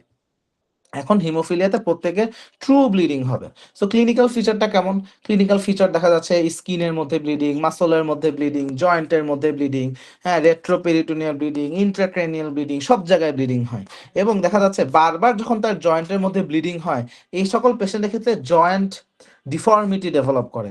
তাহলে আমি দেখবো যে তাদের বারবার হইতে হইতে, হ্যাঁ লার্জ জয়েন্টগুলো, knee joint, elbow joint, ankle joint, hip joint, বারবার এখানে ব্লিডিং হবে। সো এই জন্য মাসল হেমাটোমা দেখতেছি, এইগুলো বারবার হচ্ছে। মাসলের মধ্যে কাফ মাসল, সোয়াস মাসল, এখানে ব্লিডিং হচ্ছে। আবার মাসলের মধ্যে ব্লিডিং হলে অ্যানাটমিক্যাল সারাউন্ডিং স্ট্রাকচারকে সে কম্প্রেস করে, যেমন এখানে সোয়াস মাসল এখানে যখন ব্লিডিং হয় সে ফিমোরাল নার্ভকে কম্প্রেস করে। কাফ মাসলে যখন এখানে ব্লিডিং হয় সেখানে কম্পার্টমেন্ট সিনড্রোম ডেভেলপ করতে পারে, সেখানে দেখা যাচ্ছে অ্যাকিলিস টেন্ডন, সেইখানে দেখা যাচ্ছে ইসকেমিয়া, নেক্রোসিস, ফাইব্রোসিস, কন্ট্রাকশন, এগুলো সেটা হইতে পারে। তাহলে বেসিক প্রেজেন্টেশন আমরা এই টাইপের। এখন ম্যানেজমেন্ট কি, ম্যানেজমেন্ট ফ্যাক্টর 8 নাই, ফ্যাক্টর 8 দাও।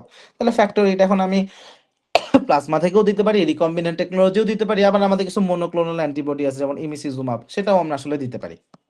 আমরা যখন বায়োলজিক প্রোডাক্ট দিব সেখানে সমস্যা হচ্ছে ভাইরাস চলে আসে, HIV virus, hepatitis C virus, hepatitis B virus, তাহলে ভাইরাসের এটা একটা ঝামেলা আছে। সো ওইখানে চিন্তা করলে রিকম্বিনেন্ট টেকনোলজি গুলো আমাদের জন্য বেটার, বা মনোক্লোনাল অ্যান্টিবডি গুলো দেওয়া আমাদের জন্য বেটার।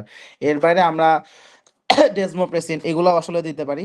এখানে কিছু ছবি টবি আছে, যেমন এখানে ম্যাসিভ ব্রুইজিং দেখা যাচ্ছে, রেট্রোপেরিটোনিয়াল হিমোরেজের ছবি আছে, এখানে দেখা যাচ্ছে যে আর্থ্রোপ্যাথি ডেভেলপ করছে। সো এইগুলো আমরা এখানে তাহলে পাইতে পারি।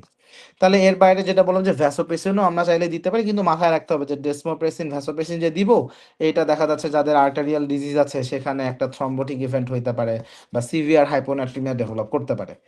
এখন কোয়াগুলেশন ফ্যাক্টর থেরাপিতে আমরা বায়োলজিক প্রোডাক্ট দিলে এই ভাইরাস, কিউচুল, জ্যাকব জিগজিস, প্রিয়ন ডিজিজ যেগুলো এগুলো ছড়া যায়, এটা একটা সমস্যা।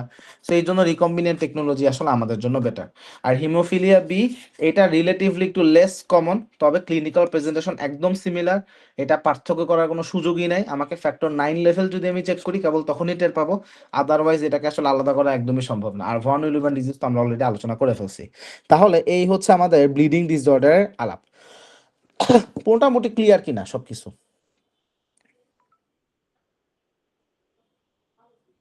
হ্যাঁ ক্লিয়ার। কোনো কোশ্চেন আছে কারো?